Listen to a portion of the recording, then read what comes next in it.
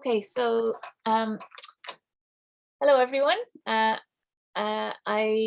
used to be a garden designer, and I started a movement called We Are the Ark a few years ago, and it's taken off around the world. And it's a very simple concept, and it started. Oh, there's people trying to get in again. Wait, I just let them in there. Sorry. It started on a day when.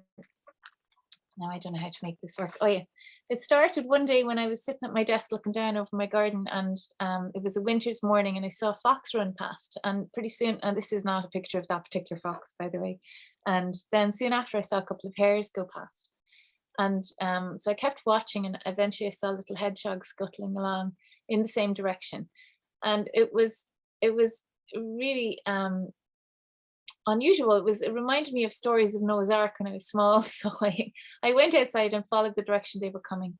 And I came to the end of my lane in rural Ireland in Wexford. And across the lane, there was a thicket of a field which was completely impenetrable. It was filled with gorse and bracken and blackthorn and hawthorn and wild rose. And you couldn't get into it, you know. And it was really full of life, and somebody had got planning permission at the top of the field, and they'd gone in with a digger and almost instantly cleared the whole thing out to make a garden without any thought for any of the creatures that called it home. So I stood there and I thought, that's kind of the end of my career as a garden designer, and because it occurred to me that all these creatures that we are sharing the planet with, they don't really have any safe places to go anymore. Like, in Ireland, nature has already collapsed. So, all our green spaces are not really safe anymore.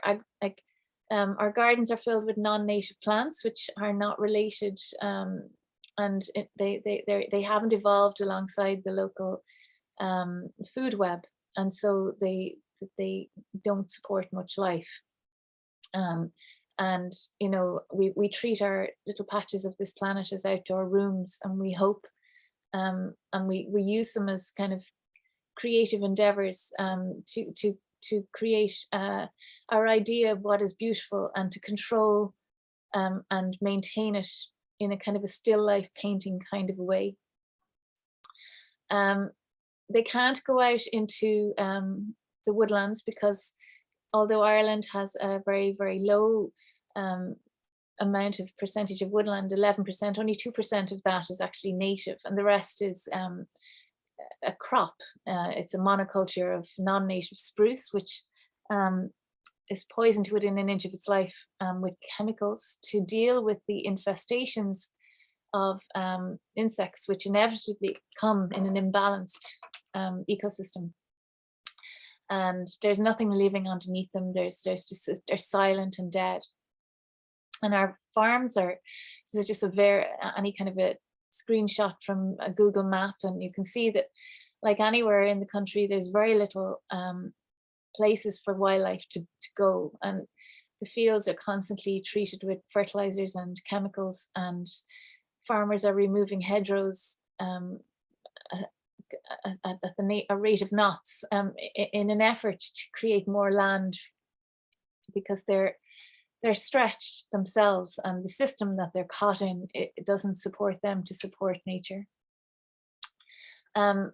Most of the plants that we as gardeners over the millennia have brought into our gardens as kind of unusual plants that we like to display, a lot of them have escaped from gardens, and they've become invasive species because they are coming from a country where there would have been a balance, checks and balances to hold them in place, but here they are often running rampant, and they destroy ecosystems, leaving wildlife with fewer and fewer places to go that are safe, that actually provide them with food and habitat.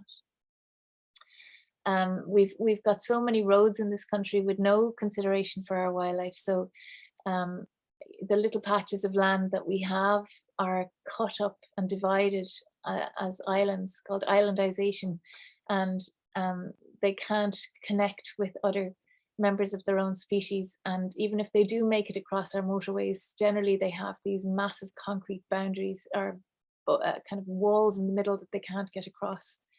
And it's a complete disaster for them.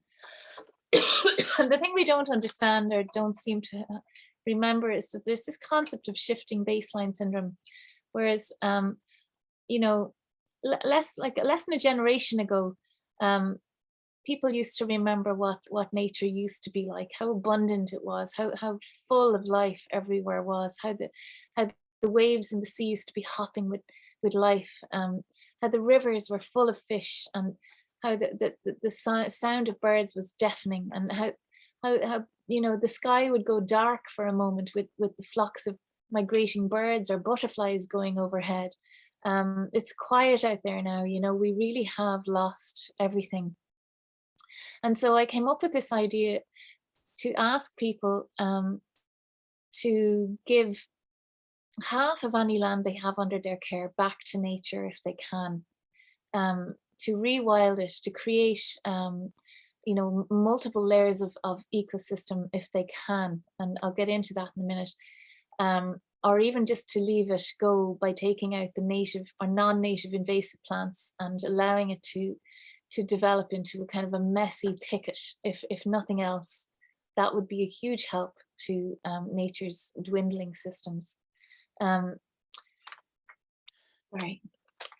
I'm gone up now, I'm supposed to go down. So what we seem to have forgotten is that we're completely dependent upon healthy soil, clean water, clean air, the presence of a vibrant insect life, the presence of a really strong, diverse ecosystem, plant ecosystem, which supports so many other creatures. If we don't have those things, oh, somebody else is trying to get in here, sorry. If we don't have all those things, we can't continue to live on this planet. And at the moment, we've lost 75% of the insect mass in the world. And that happened within the last 50 years mostly. And that's down to chemical agriculture, chemical forestry, and industrial fishing. We are eating and killing everything on the planet. And the advent of the green, what they call the green revolution in industrial farming, is responsible for the loss of so much. We keep pulling out our native ecosystems, pulling out our woodlands, poisoning our water and our air in an effort to make more and more profit for cheaper, less nutritional food. So what I am asking people to do in the ARC idea is, if they can, to grow their own food in half of their land and to give the rest back to nature so she can take care of all the creatures that give us life. Because the web of life is like this incredibly intricate, interdependent system of creatures.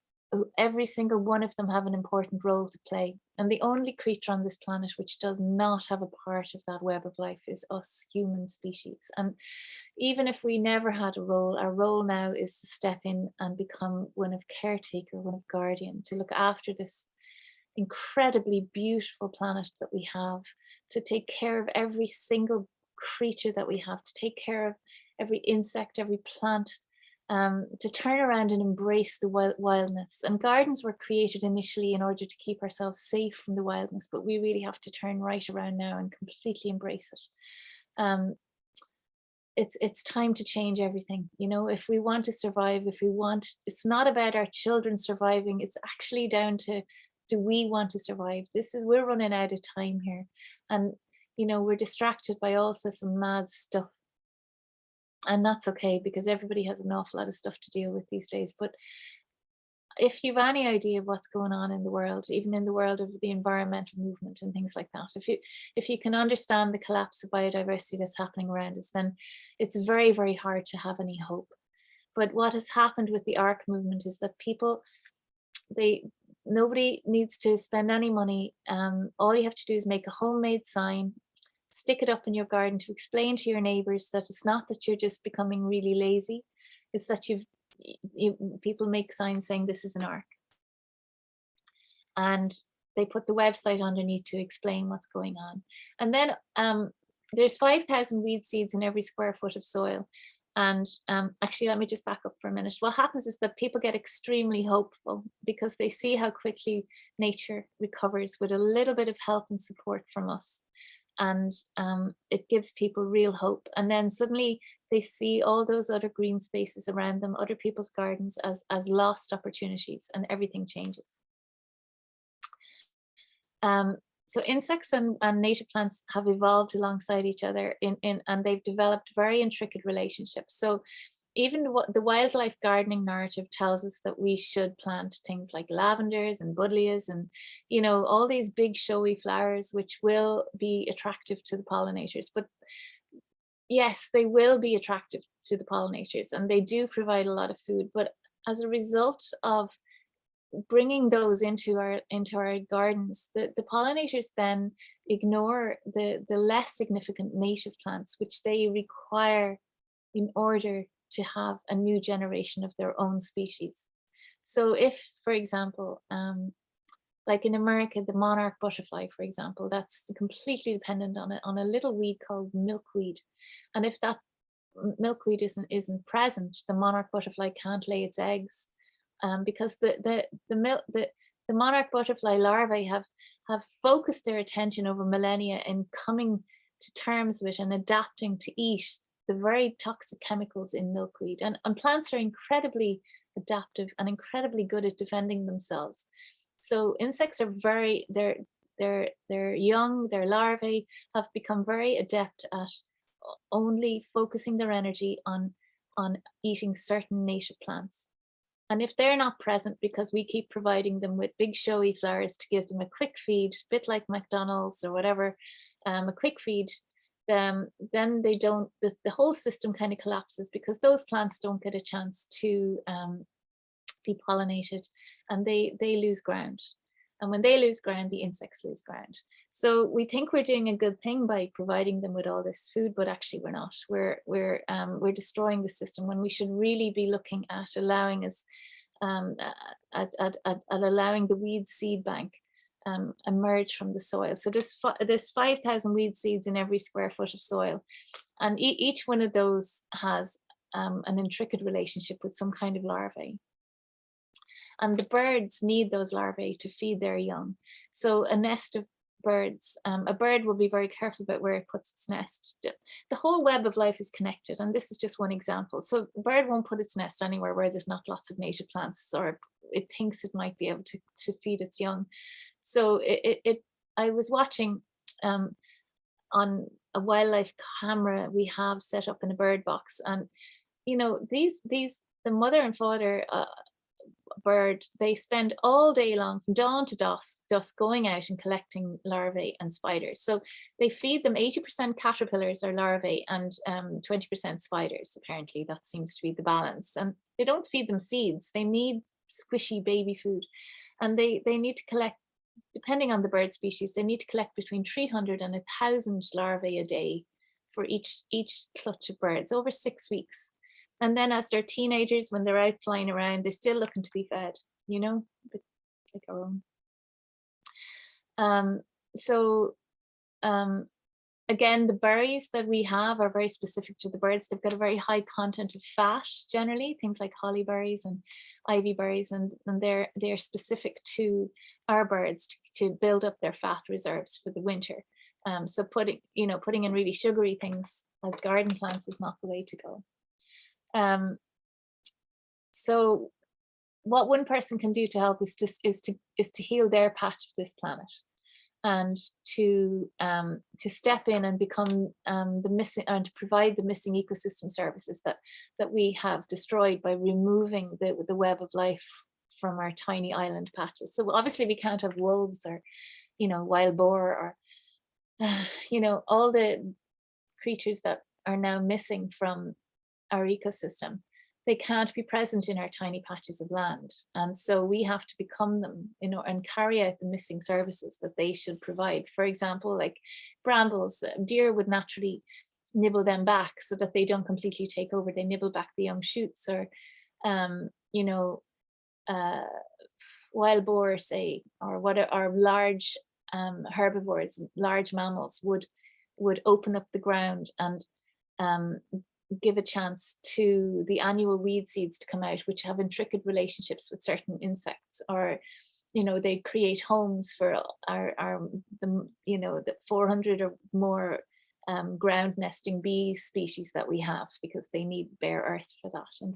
And so what I ask people to do is create as many different layers of ecosystem as they can in their land. And that sounds complicated, but it's actually very simple. So you're looking at trying to create everything from an area of bare earth, or a mound of bare earth every year, just like get a shovel and make a little space, and then into kind of mown, a mown kind of short archy lawn full of wild herbs and wild grasses, and into clovers and not clovers, into long meadowy meadows, which is not the garden version of all these flowers. It's a mix of wild herbs and everything, depending on your patch of the planet, depending on what your soil is like. And again, anyway, I'll get into that in a sec. So, and then mowing a path through that will be really helpful. And then then you have your scrubby kind of shrubby areas, which are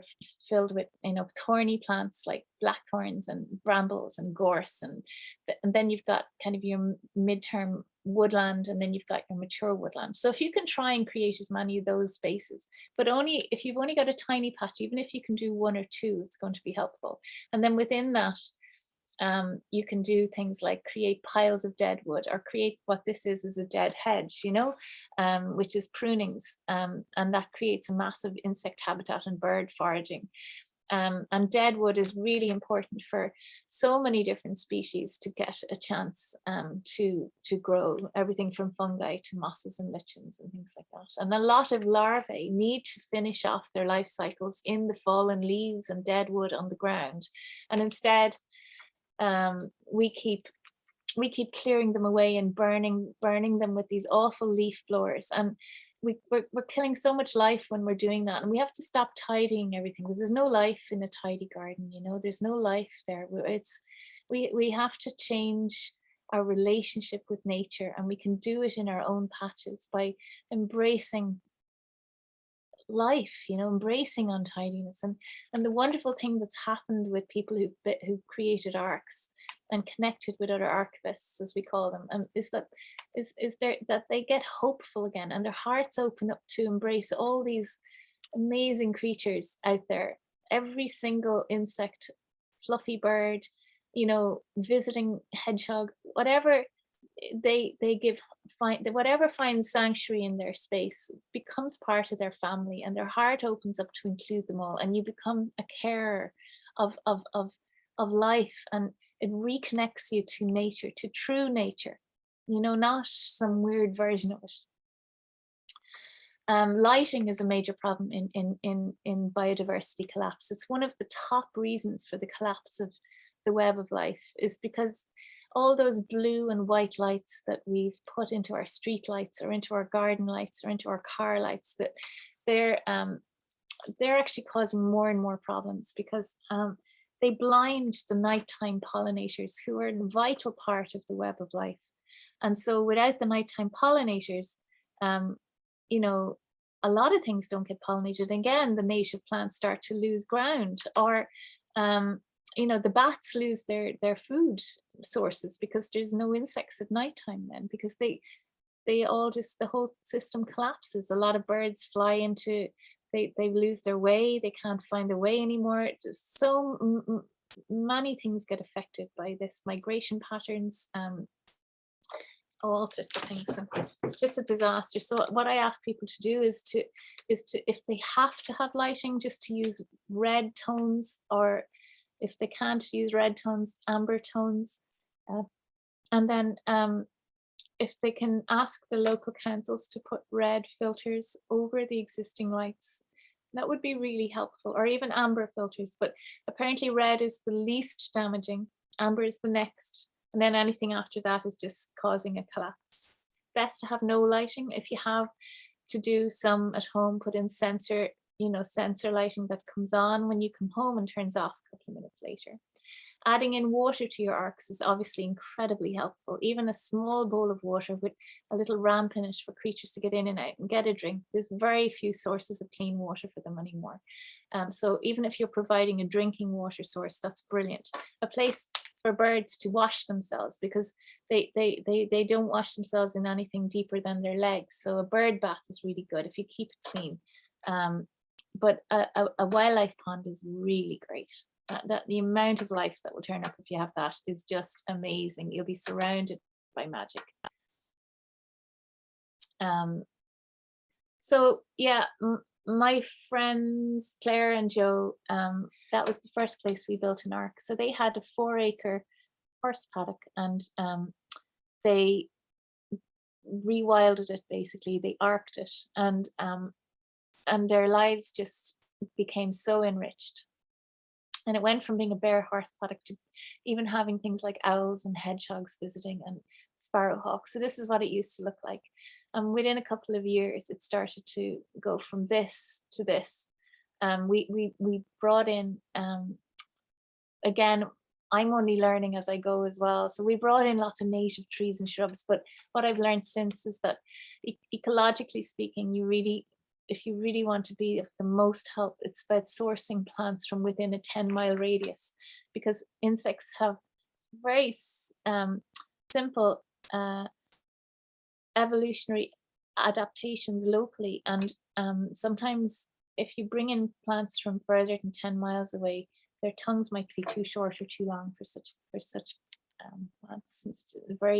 But either way, if you can't manage that, because there's a bit involved in that, if you can't manage that, just bring in as many different native plants as possible, make your ecosystem as diverse as possible.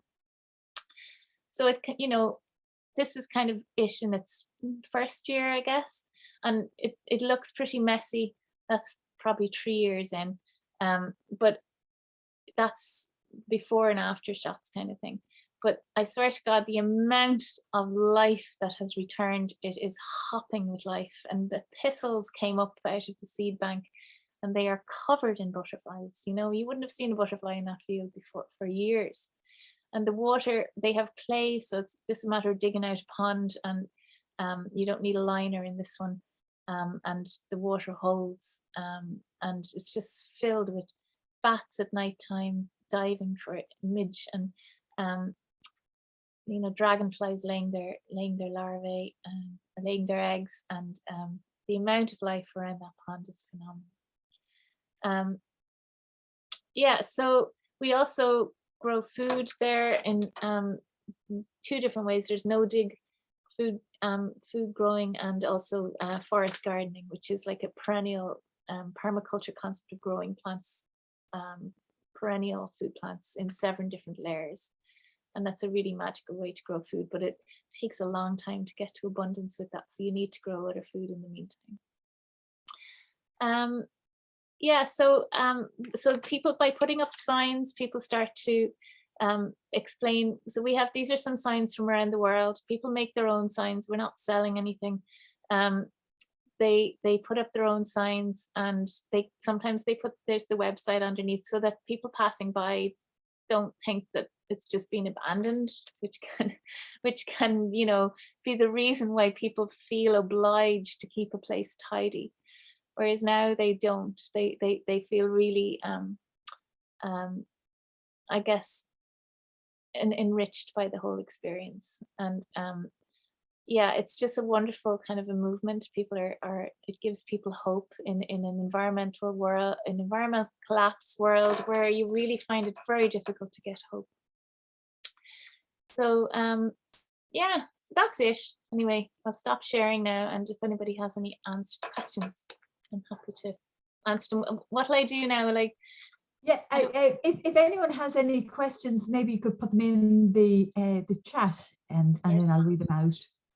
Yeah. I'm sorry, I should have said that actually at the start, but I've loads of questions anyway, just to start it off.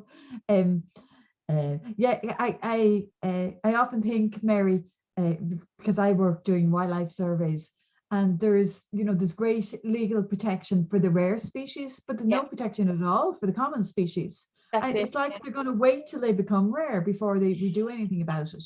And it's, you know, it drives me absolutely mad, because sometimes you can have these places that are arcs, as you said, like the place, you know, whatever that was near you, and you can see loads of footprints and loads of, but because they're foxes and you know, hedgehogs and things without you know, legal protection, because they're not rare enough, that can all be bulldozed. It breaks my heart, you know.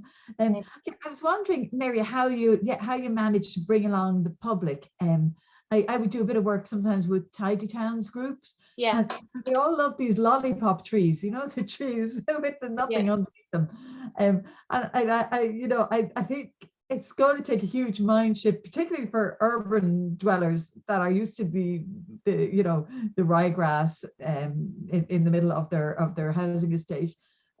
I don't know what techniques do you use in persuasion to try and get them to allow you to rewild it a bit? Well, I haven't talked to any tidy town groups in particular, but my experience is that the sign gives people license to do this, because without that they get people complaining. But with the sign, people go away and they look at it's a homemade website, but has a lot of information on it, and it explains to people why this is needed and how important it is, and so that seems to be enough to give people a license to do it. And also in terms of, you know, corporate or schools or, you know, all that stupid maintained land for no reason other than it's what is done, it's very easy to get people to give that land back, even in a very simple way, which is to remove the non-native invasive plants, which can be very difficult in places like the United States, or Canada, which is completely overrun with non-native invasive plants, which have no ecological kind of role in where they're running rampant, you know, and they cause huge collapse in the local web of life. But once they're taken out, and even allowing the rest to become messy and brambly and all those sorts of things, you know, that's really helpful to get rid of those ridiculous sprayed, maintained, controlled patches of land for no reason other than it's what we do, you know. And putting up a sign saying this is an ark, immediately the image of the ark, which stands for acts of restorative kindness, but it still holds an image of a place for life to be sustained, for seeds of restoration, because we're going to need them, you know. Yeah, I see. Maureen has just said tidy towns criteria seems to be changing in recent years, with more of a focus on encouraging biodiversity. And I have to say, I've really been inspired by the tidy towns groups I've worked with. Yeah, they are changing. Ambitious for and you know, often it's a matter of bringing along their communities with them. You know, they're leading the charge on this. You know, it's fantastic what they're at. Yeah. Yeah. The other thing I was thinking of, Mary, I'm sure other people have questions as well, but you know, when you start rewilding, how do you stop just, you know, the ryegrass, which was already there, from taking over, you know, and not letting anything else in? I've had that problem here, where, you know, it's the wildflowers, everything gets smothered by this ryegrass that somebody planted years ago. Yeah, I mean, every situation is different. So you might need to put cardboard down and put in a selection of sorry, I'm going to admit, there's people still coming in. Am I to keep admitting them? Yeah, let anyone come in who, Okay. Yeah, every situation is different. So you might end up having to put down big areas of cardboard and wetting it and planting a mix of native trees and shrubs within that, or you know, those the Japanese pocket forests, the Miyawaki forests, are really good for developing patches of biodiversity, which then can move out and from those spaces plants move quite slowly, but they do move. Especially trees and shrubs, and brambles will creep up and down through a ryegrass infested area, and they will take over. It's just nature's time is quite slow. So there's all sorts of ways you can do it. You can kill it off with black plastic for a season and sow it with a native arc meadow, which is basically collected things like thistles and nettles and whatever you can find within 10 miles to create a meadow from, and those really strong things like thistles and nettles and docks, they will be able to compete, and they're actually really helpful and really supportive. And then you can plant things like the roundy, the shrubby willows, and things like that, which will take within those systems. And I guess it's just about trying to remember what I was saying about different layers of habitat. So breaking it up into as many different layers as you can, and putting in things like rock piles and dead hedges and ponds, and just doing what you can, because I have 5.5 acres here that I'm trying to develop into an arc, and I'm knackered like trying to do it on my own, so I do realize it's a lot of work, but it's like, it's so is a garden, and this is so much more rewarding and so much more important than a garden just for some visual concept of beauty, which really is outdated. And with the world that we're facing into, as far as I'm concerned, the concept of a garden is an old world one, and we need to build a kinder, more inclusive world where we're actually becoming the caretakers of nature. So that's our role now, and I know that people find that really threatening because they love their gardens, but I promise if you even give part of it back to nature and build a small ark, you'll realize very quickly that your garden is not as rewarding as your little ark is, and it'll spread before you know it. It's I have elderly neighbours that have just started rewilding a good patch of their farm, yeah. and they as you said, it takes time, and they're elderly, and they say, well, we don't have time. They said, but at least we can say we tried. Yeah. And I think that is very good. And I see one question here from Tracy Watson, and she's asking, how would you cope with an invasive species like the New Zealand flatworm? I mean, it's there's various thoughts on that. I'm not an ecologist, but my experience so far is that if you can get a strong native diverse ecosystem into a plant ecosystem back into a place, it seems to be able to cope okay. If it's kind of bare soil in a garden where you're digging it over, and it can be a problem. I mean, it's a major problem, but just it seems to be everywhere now. As far as I can see, it seems to be everywhere, and some places it's coping and some places it's not. But I'm not an expert on the New Zealand flatworm. I'm sorry. Thanks a million, Mary. Has anyone any other questions? Is there anything, any other? No, I think Tracy just said thank you there. Well, that's grand, Mary. I think you've given us loads of ideas now to Actually, it's always lovely to have someone give you permission to do nothing in your garden. Rather than all the whatever, you look at the books, you always seem to be having to put aside 10 hours a day to do, I don't know, touching and pruning and stuff like that.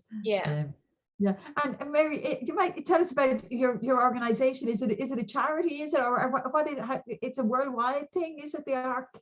Yeah, it's all over the world. We have like 1,500 acre arcs in America, and window boxes in Norway. It's not a charity. I have no interest in turning it into some kind of a formal organization. It's a movement, and it's a patchwork quilt of hope, basically, that's spreading around the world. And I'm trying to take on this massive behemoth of an industry which is called gardening, and I'm trying to get them to change.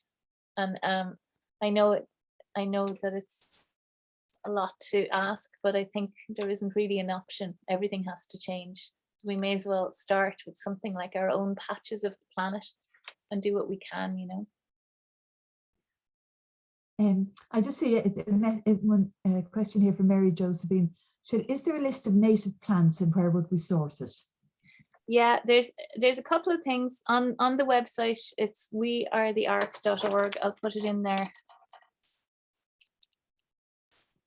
And on the website, you'll see there's a huge amount of lists of references and resources in the back, and every part of the world has a different list of native plants, and every patch of the planet is different, you know.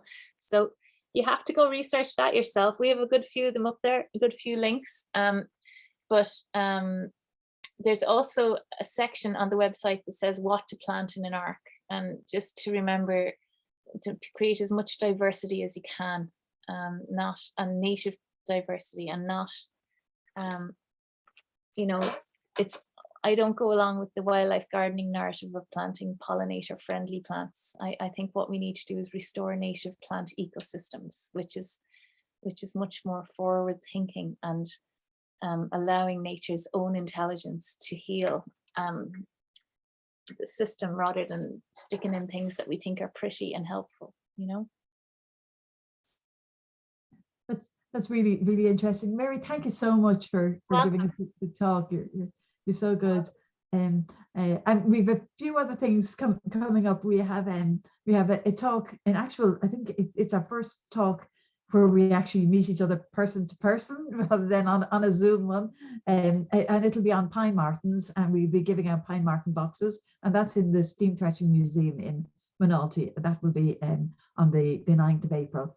And then just, yeah, we'll have a talk as well by Sylvia Foss on spiders, and that will be sometime at the start of April. So yeah, so you might, whatever, just we'll stay on the email list, and we'll let you know what's happening. Thanks again, Mary. That was just really great, and we'll put Mary's talk up online for anyone who didn't see it. So thanks for inspiring us all. That's brilliant. Take care. Bye. Take care. Thanks everyone. Bye. Bye.